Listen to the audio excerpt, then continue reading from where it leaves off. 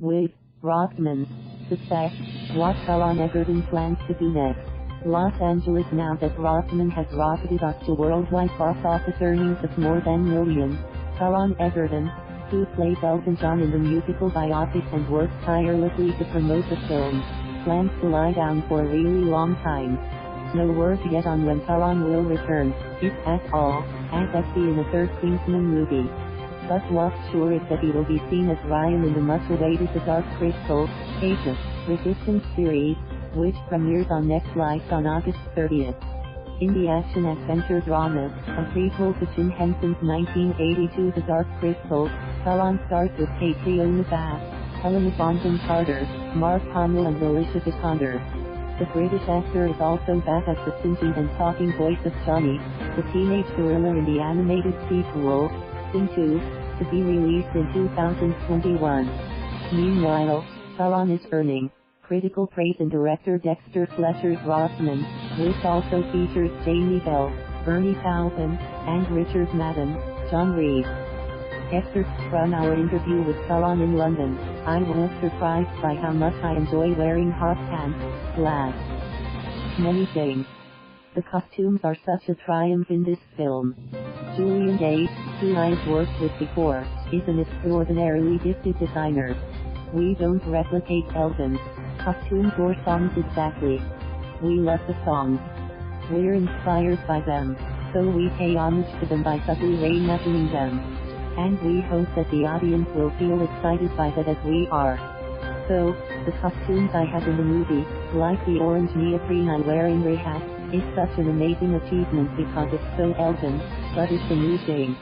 For Julian to take that established aesthetic and create something new, I find that inspiring and exciting personally. My mom knows the boy who lies dormant within me, so I don't think she was that surprised. It was moving to see how moved you were by the cheers and applause after the film's gala screening in Cannes. At the after party, Elton John said, "I was not watching Taron Egerton in the film. I was watching Elton John. It was all you can hope for." Dexter and I watched the movie at a strange angle because to my immediate right was Bernie Taupin and went along with Sir Elton. There are different scenarios you play out in your head when you watch a movie you've worked so hard on for such a long time. And that was absolutely the best left square bracket reaction right square bracket it could have been. Elton was wrapped with thoughts for the last 10 minutes of the movie. They, Elton and Bernie, were squeezing each other's knee and tapping each other on the shoulders. They looked like two young boys. They were watching the two young boy versions of themselves on screen, and they looked like kids again. For us, of course, we hope that international audiences connect with the movie and love it in the way that they love Elton's music. But there are two opinions that are most important in the world, and it's Elton and Bernie's. So for them to have that reaction was incredible.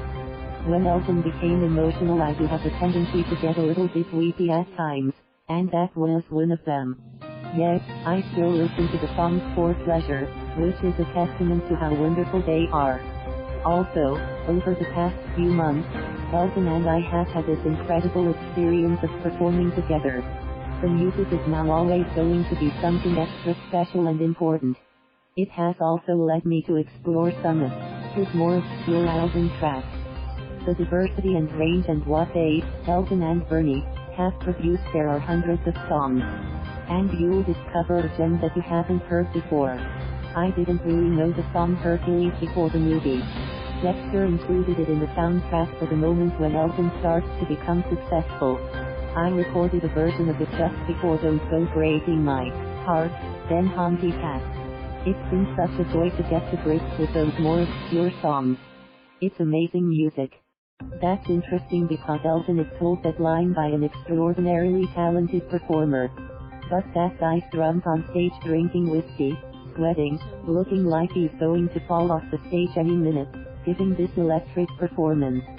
There's a world in which Elton maybe shouldn't have taken him too seriously, But it's an inspiring left square bracket line right square bracket. Whether this guy was a bit off the wall or not, it was a line that inspired Elton. I hope that when people watch the movie, They see that Elton really absorbs that. It's something he's never heard before. Because Elton was not at peace with who he was, he has lived through some real rejection during those years when he was most fragile and tender. But the lesson of the movie is that although you can be who you want to be, you still have to love yourself. You still have to love that kid who had all of these dreams and talents. You can't shun him because shunning him means that you will burn up your fuse out there alone. I've never been through this process before. I've actually never done a love scene.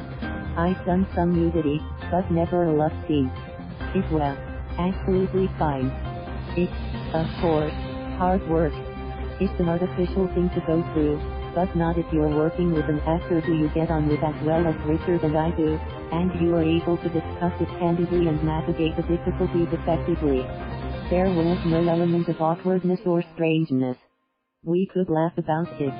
I pulled a Minnie to the crew at the start of the day just to kill some of the tension. We got on with it and we did our job. As Richard has said, it's in the movie because it's not a gay sex scene. It's two young people falling in love and consummating their love. We felt that was an important story beat in Elton's life because it's about finding love. And sure, he didn't always look for it in the right place, but it's still the theme of the movie and that's why it's in there, and we are very proud of it. Yes, of course. But you know, the day after the 10th screening, Rami Malek texted me and said, "Well done and well deserved." We are so pleased to come in the slipstream of Bohemian Rhapsody because, hopefully, it suggests there's an appetite for movies of this nature. And yes, there are differences. Stylistically, we're a musical that's a biopic. They were PG-13. We are an R. That's not to say that there isn't crossover.